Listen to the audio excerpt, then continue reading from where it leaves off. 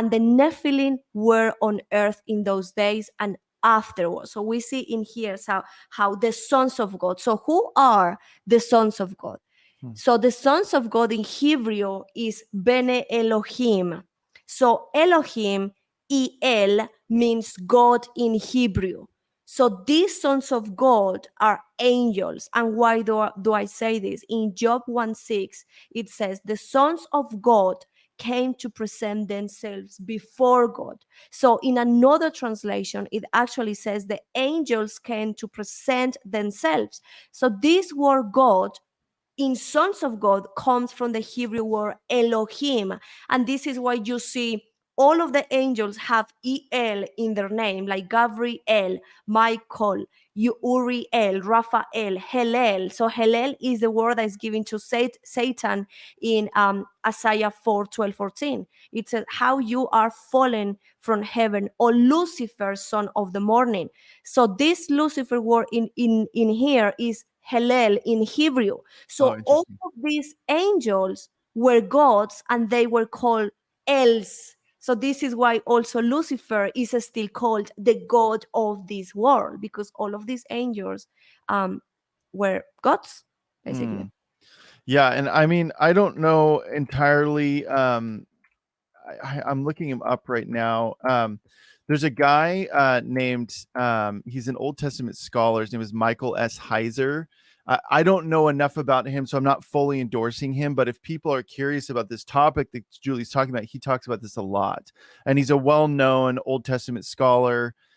So he's worth checking out. Obviously, use discernment. But he talks about that exact thing that you're talking about right now, Julie. So, yeah. Interesting. Yeah. So now, who are the Nephilims, right? So we are understanding, so the first category of demons that we see are the Nephilims. And so who are the Nephilims, right? So I explain now that the angels are called the sons of God because they have in Hebrew the El word, so they are gods, the sons of God. So now, but who are the Nephilim? So this is type of the first category that I believe of demons that we have around. So in Genesis 6:1-14, we'd say that it says the sons of God sleep with the daughter of men. So the angels slept with the daughter of men and had children. So this is when the Nephilim were created. And these Nephilim were hybrid in nature. They were demigods. And Nephilim in Hebrew means giants. I don't know if you have heard, Jeff, about Hercules. I don't know if Hercules.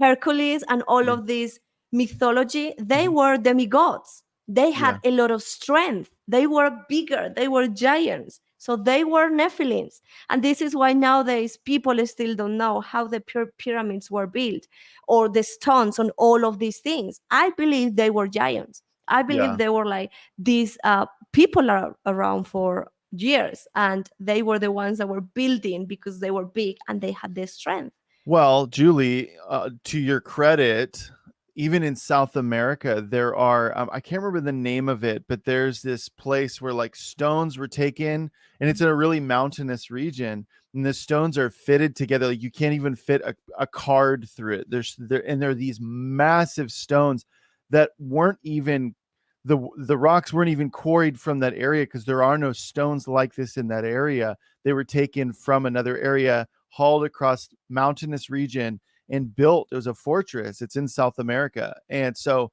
there's a lot of people that are seeing signs of these things, and you can look this stuff up. This isn't, this is factual stuff that and even, anyways, I don't want to go down that road. There's a lot we could talk about, but yeah. So I would agree with you. I think that there's a lot of signs that point to what you're talking about. And something that's really interesting too is the fact that this is in the Bible, right? But also there's other mythologies. If you go to explore other mythologies and other stories, it's kind of aligned to what is in the Bible. We don't believe in those things, but it is there. Hercules and I think it's called Xena, the princess warrior. I think it is. All of these. Yes, they were demigods. They were demigods, half human, half gods, half. Yeah. So it's just amazing just to realize that these beings were on earth and they had the supernatural strength and a lot of stuff. Yeah. It's just great. Well, I think that this topic is important about demonology because, you know, when I first became a Christian, it was just like a demon is a demon, and there's just they're just like nondescript demons but there's a lot more structure to that. And obviously you can speak to it more, having dealt with this stuff on the other side of the aisle before you became a Christian.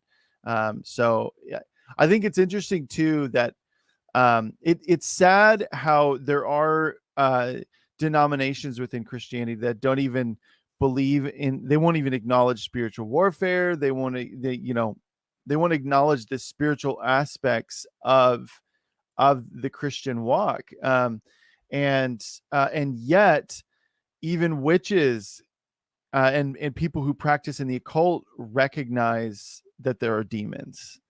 Exactly. Yeah. So this is why for me, like inside of me, I feel like a holy anger and frustration when I see the church sleeping. Like